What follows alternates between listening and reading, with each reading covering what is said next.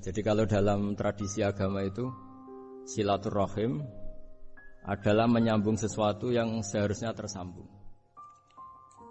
Saya masih ingat pesanan Pak Zaini, berkali-kali beliau bilang saya, agama yang masuk negara enggak konflik itu diantaranya paling spesial itu Indonesia. Karena para wali ini mendampingi kultur daerahnya, tapi tidak benturan.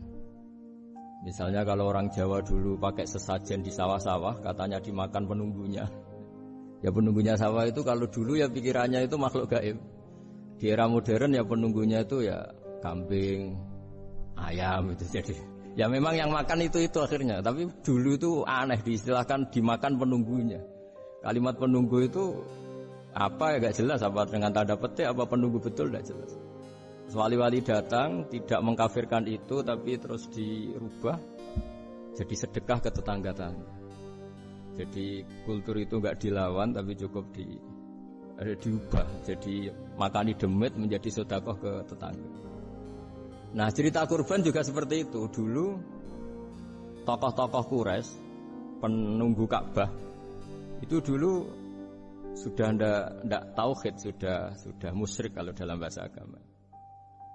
Itu di mana-mana termasuk kebutuhan pokok manusia itu kalau kumpul-kumpul itu makan-makan. Itu mulai dulu. Terus korbannya itu ya pasti perempuan mulai dulu. Jadi hanya bagian masak, boleh makan nanti ngenteni luyan itu, ngenteni bekas-bekasnya. Sehingga yang nyortir Abu Jahal CS itu. Jadi yang kurban harus hewannya bagus, spesial, bahkan enggak boleh dikawinkan. Hewan yang mau dikorbankan itu enggak boleh dikawinkan, enggak boleh pernah dikendarai, enggak boleh pernah dipakai bajak sawah dan sebagainya. Semuanya serba spesial. Nanti dikorbankan di Ka'bah. Yang dijual Ka'bah. Nah pertanyaannya, Ka'bah ini enggak pemakan daging, yang untung ya ketua-ketuanya ini. Karena Ka'bah enggak doyan daging. Dan itu ya di atas namakan Allah, ini demi taqarrub ila Allah, demi itu. Sehingga mereka bilang waqalu hadhihi an'amu wa harsun hijrul la yat'amuha illa man nasa'u bi za'mihim. Ini hewan kurban harus spesial dan yang berhak makan hanya orang-orang spesial, yaitu para penunggu Ka'bah, para sadanatul bait. Tapi karena mereka sudah tidak benar, tidak jujur, Islam mau merubah tradisi itu.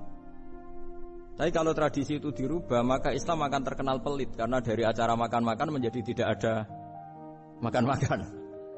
Jadi kadang kebenaran itu harus diganti dengan sesuatu yang tidak ekstrim. Karena tadi dari acara makan-makan menjadi sama sekali gak makan-makan. Maka terus diganti oleh Islam dengan kalimat udhiyah, dengan kata kurban.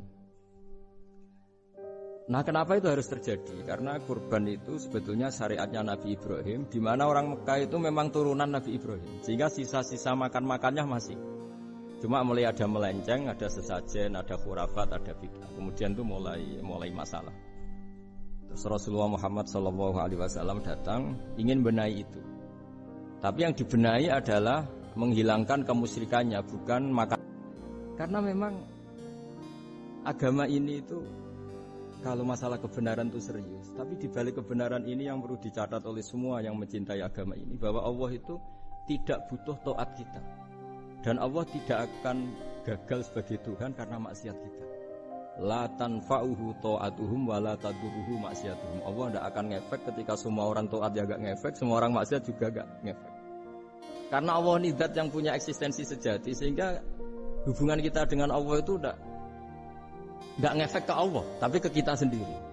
Sehingga mereka lebih rileks karena gak merasa harus mati-matian bela Allah. Allah tetap Al-Qayyum, zat yang bisa berdiri.